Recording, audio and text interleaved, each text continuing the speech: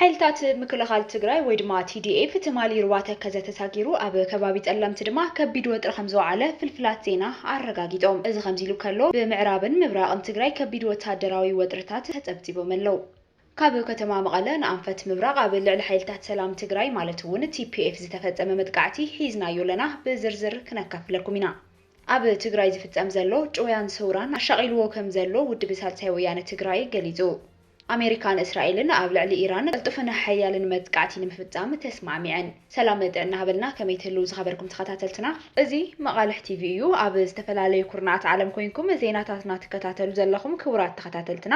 ነዚ ሰዓት ዝበልናዮም ሓደሽቲ ምዕባለታትን እዋናዊ ዜናታትን ኢና ብቐንዲ ነጥብታት ጀሚርናዮ ዘለና ናብ ዝርዝሮም ክነስግረኩም ክሳብ መወዳእታ ተኸታተሉና።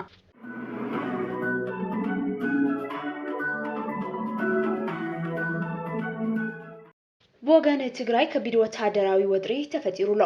TDF ብገማግም ሩባ ተከዘ ተሳጊሩ ኣብ ጸለምቲ ኣትዩሎ። ሩባ ሰሜናዊ ምዕራብ ትግራይ ከባቢታት ጸለምቲ ሶኒ ዕለት ከቢድ ወታደራዊ ወጥሪ ከም ዝወዓለ ፍልፍላት ዜና ሓቢሮም ኣለው። ብሰራዊት ምክልኻል ዝሕገዙ ዕጡቓት ኣምሓራ ተቆጻጺሮምዎም ዝርከቡ ከባቢታት ምዕራብ ትግራይ ይኹን ጸለምቲ ብመሰረት ውዕል ፕሪቶርያ ናብ ንቡር ኩነታት ከይተመለሱ ምቕጻሎም ዘይርጉጽነትን ከቢድ ኩነታት ስጋት ጸጥታን ሕዚ እውን ቀጺሉ እዩ ዘሎ። በዚ ድማ ኣብተን ከባቢታት ሓያሎ ወታደራዊ ምጥንኻራት ንጥፈታትን ከም ዝቐጸለ ዝሕብሩ ፍልፍላት ዜና እቶም ወረርቲ ኣብ ልዕሊ ሰብ ዓዲ ዝፍጽምዎ ግፍዒ ሕዚ እውን እናቐጸለ ከም ዝኾነ እዩ በብእዋኑ ዝስማዕ ዘሎ። TDF ድማ ኣብተን ከባቢታት ተኸታታሊ ወታደራዊ ምጥንኻራት እናገበረ ከም ዝቐነየ ሎሚ ድማ ብወግዒ ሩባ ተከዘ ተሳጊሩ ኣብቲ ከባቢ ከቢድ ወጥሪ ምስቶም ወረርቲ ሓይልታት ከም ዘጋጠመ እዩ ተገሊጹ። በዚ ድማ ትማል ሶኒ ጥሪ 18 2018 ኣብ ዝተፈላለየ ከባቢታት ጸለምቲ ኣብ መንጎ ተከዘ ዝተሳገረ TDFን እቶም ገበቲ ሓይልታትን ከምኡውን ሰራዊት ምክልኻል ዘለው ሓያል ወጥሪ ከም ዝወዓለ ፍልፍላት ዜና ገሊጾም ኣለው። ካብ TDF ግንባር ምዕራብ 41 ኮር 113 ተከዘ ተሳጊሩ ብፍላይ ድማ ኣብ ከባቢ ማይዳ ጉሻ ዝተባሃለ ቦታ ምስ ሰራዊት ምክልኻል ናይቲ ከባቢ ዕጡቓት ወረርቲ ሓይልታትን ከቢድ ወጥሪ ከም ዝወዓለ እዩ ተገሊጹ።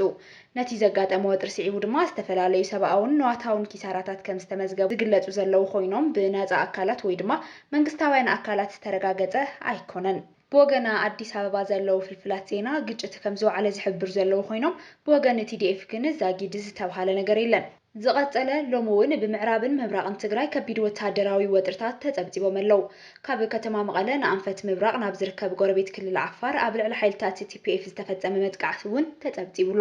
ትማሊ ናብ ጸለምቲ ዝኣተወ TPF ምስቲ ኣብቲ ከባቢ ዝርከብ ሰራዊት ምክልኻል ዕጡቓት ኣምሓራን ናብ ግጭት ኣትዮም ልውውጥ ቶክሲ ከም ዝነበረን መስተኻኽር ዓይኒ ካብቲ ከባቢ ገሊጾም ኣለው። ሩባ ተከዘ ተሳጊሩ ኣብ ትሕቲ ገበቲ ሓይልታት ኣምሓራን መሻርክቶምን ሰራዊት ምክልኻል ተቆጻጺሮምዎ ዝርከቡ ከባቢታት ጸለምቲ ዝኣተው ግንባር ምዕራብ 41 ኮር 113 ምስቶም ሓይልታት ናብ ግጭት ከም ዝኣተወ ፍልፍላት ሓበሬታ ሓቢሮም ኣለው። ብወገን ኣዲስ ኣበባ ተጻባእቲ ሓይልታት ዝኾኑ ወገናት ነቲ ኣብ ጸለምቲ ዘጋጠመ ግጭት ዕጡቓት ሓይልታት ኣቐዲሙ TDF ኣጥቂዑ ብምባል እዩ ኣብ ማሕበራዊ መራኸቢታት ጸብጺቦም ዘለው። በቲ ዘጋጠመ ጎንፂ ድማ ኣብ ክልቲኦም ወገናት ሰብኣውን ንዋታውን ኪሳራ ከም ዘጋጠሙ እዮም እቶም ፍልፍላት ዝገልጹ። ይኹን እምበር ብወገን ሕወሓት ኣብቲ ዘጋጠመ ጎንፂ መሰረት ብምግባር እዚ ዜና ክሳብ ዝዋደድ ዝተባሃለ ነገር የለን። ሎሚ ሰሉስ ግን ሰራዊት ምክልኻል ካብ ሽረ እንዳስላሰ ናብ ጸለምቲ ከተማ ማይ ጸብሪ ዝወስድ ቀንዲ መስመር ድልድል ተከዘ ከም ዝዓፀው እዮም ሓቢሮም። ካብ ሽረ ናብ ማይ ጸብሪ ዝወስድ መንገዲ ብሰራዊት ምክልኻል ተዓጽዩሎ። እዚ ከምዚ ኢሉ ከሎ ካብ መቐለ ንኣንፈት ምብራቕ ኣብ ቀረባ ርሕቐት ሓያል ወጥሪ ከም ዘለውን ተሓቢሩሎ። ኣብ ሓራ መሬት ክልል ዓፋር ዝርከቡ ዕጡቓት ሰራዊት ሓይልታት ሰላም ትግራይ ወይ ድማ TPF ዝጀመርዎ ምንቅስቓስ ስዒቡ ብወገን ትግራይ ዘለው TDF እውን ምንቅስቓስ ኣብቲ ከባቢ ምጥንኻሮም ስዒቡ ኣብ ስጋት ዝኣተው ነበርቲ ወረዳ በራሕለ ከባቢ ኮኖ ባቡሬ ኣብ ዝተባሃለ ንእሽተይ ቁሸት ግጭት ከም ዘጋጠመ እዩ ተገሊጹ። እቲ ዘጋጠመ ግጭት ሓይልታት TDF ኣብቲ ከባቢ ጊዜያዊ መዋፈሪ ንምምችቻው ኣብ ዝተንቀሳቐሰሉ ነበርቲ እተን ከባቢታት ዝኾኑ ዓፋረቶት ድማ ተቃውሞ በጊሶም ዝበሉ እቶም ፍልፍላት ኣብ ልዕሊ ዕጡቓትን ተሽከርከርቶምን ድማ ጉድኣት ከም ዝወረደ እዩ ተገሊጹ ዘሎ። ሜጀር ጀነራል ወዲ መድህን ኣመራርሓ ሰራዊት ትግራይ ኣብ ወይን ሚድያ ቀሪቡ ዝሃቦን ኣብ በዓል ጥምቀት ዝተመሓላለፈን ቃለ መጠይቕ ኣዘራራቢ ምንባሩ ይዝከር። ተቃወምቲ ውድባት ሓሳብ ዘይብለን ተወዳዲረን ክስዕራ ዘይኽእላ እቲ ዝፀረየ ሓሳብ ብሕወሓት ተታሒዙ ብተወሳኺ ድማ ብኣመራርሓ ውድባት ፖለቲካ ከቢድ ተቃውሞ ገጢምዎ ምንባሩ ይዝከር። እቲ ጀነራል ትማል ለማስዩ ምስ ዛራ ሚድያ ቀሪቡ ኣብ ዝሃቦ ቃለ መጠይቕ ድማ እቶም ኣመራርሓ ውድባት ሓሳበይ ኣይተረድእዎን ኢሉሎ። ብተወሳኺ ኣብ እዋን ዕጥቃዊ ቃልሲ ዝነበረ ጽምዶን ኣብዚ ሕዚ እዋን ድማ ጽምዶ ጽምዶን ምንታይ ከም ዘድሊ ተዛሪቡ እዩ ናይ ሜጀር ጀነራል ብርሃነ ነጋሽ ኣብቲ ናይ ትማል ቃለ መጠይቕ ዘለዓሎም ሓሳባት ጠሚቱ ጸብጻብ እንሆ ሜጀር ጀነራል ብርሃነ ነጋሽ ኣብ ወይን ሚድያ ቀሪቡ ኣብ ዝሃቦ ቃለ መጠይቕ ተቃወምቲ ውድባት ሓሳብ ዘይብሎም ዓቕሚ ሓይሊ ድጋፍን እውን ነይብሎምን ክብል ተዛሪቡ ምንባሩ ይዝከር ንሱ መሪሕ ውድብ ሕወሓት ተማዓራርያ ክትከይድ እዩ ድሌት ህዝቢ ኢሉ ነይሩ እቶም ውድባት እውን ዝተዓሰቡ እምበር ተወዳዲሮም እውን ጽሩይ ሓሳብ ከቕርቡ ዘይኽእሉ ብምባር እቲ ጽሩይ ሓሳብ ብወገን ሕወሓት ከም ዘሎ ተዛሪቡ ምንባሩ ይዝከር ነዚ ዘረባ ድማ ብዙሓት ውድባት ክቃወምኦ ተሰሚዐን እየን ጀነራል ወዲ መድህን ነቲ ተቃውሞ እቶም ውድባት ጠሚቱ ኣብ ዝሃቦ ምላሽ ድማ ከይተረድኦም እዮም ምላሽ ሂቦም ንክብል ኣብራህርዩሎ ሓሳብ የብሎምን ዕሱባት እዮም ዝበልኩ ኣብ ትግራይ ንዘለዉ ውድባት ዘይኮነ እቶም ኣዲስ ኣበባ ዝዓረዱ እዮም ብምባል ግልፂ ክገብር ይግበአኒ ነይሩ ክብል ድማ ሓቢሩ እዩ እቲ ጀነራል ኣብ ወይን ቀሪቡ ንውድባት ዝነቅፍ ዘረባ ድሕሪ ምዝራቡ ድሕሪ ሕዚ ናብ ሚድያ ክቐርብ የብልን ኢሎም ዝዛረቡ ሰባት ነይሮም እዚ ቅቡል ኣይኮነን ኣሽምባይ 50 ዓመት ዝተቃለስ ኳነ ኩሉ ህዝቢ ትግራይ ድላዩ ሓሳብ ክዛረብ መሰሉ እዩ ብምባል እቲ ጀነራል ተዛሪቡሎ ቀፂሉ ብዛዕባ ጽምዶ ኣብ ዝሃቦ ሓሳብ ምስ ኤርትራ ዝግበር ጽምዶ ኣብ ዕጥቃዊ ቃልሲ እውን ዝነበረ እዩ ብዋናነት ንደርጊ ንምውዳቕ ጠመተ ዝገበረ ምሕዝነት እዩ ነይሩ ብምባል ደቂ ትግራይ ኣብ መሬት ኤርትራ ዝኸፈልዎ መስዋዕቲ ብተመሳሳሊ ተጋደልቲ ህዝባዊ ግንባር ምስ ተጋደልቲ ሕወሓት ተሰሊፎም ውግኦም ትኽክል ምንባሩ ይረድእ ኣብዚ ሕዚ እዋን ምስ ኤርትራ ዘሎ ርክብ ህዝቢ ምስ ህዝቢ ክዓቢ ይግባእ ብምባል እቲ ርክብ ናብ ስርዓት ምውዳቕ ክዓቢ ብዘይ ሰኸፈት ክስራሕ ኣለዎ ኢሉ ከም ዝኣምን ኣብቲ ዝሓለፈ ቃለ ምሕትቱ ገሊጹ ነይሩ ኣብ ናይ ዛራ ሚድያ ቃለ ምሕትቱ እውን ተዓጺና ክንነብር ኣይንኽእል ዝበለ ጀነራል ወዲ መድህን ናይ ዕጡቓትን ፋኖን ኣብ ሶማሌን ኦሮሚያን ዘሎ ዕጥቃዊ ቃልስን እውን ንዓና ዝረብሕ እዩ ክብል ተዛሪቡ እዩ እቲ ጀነራል ናይ ኣዲስ ኣበባ ናፍቆትን ህረፍን ካብ ዘይብሉ ድማ ተዛሪቡሎ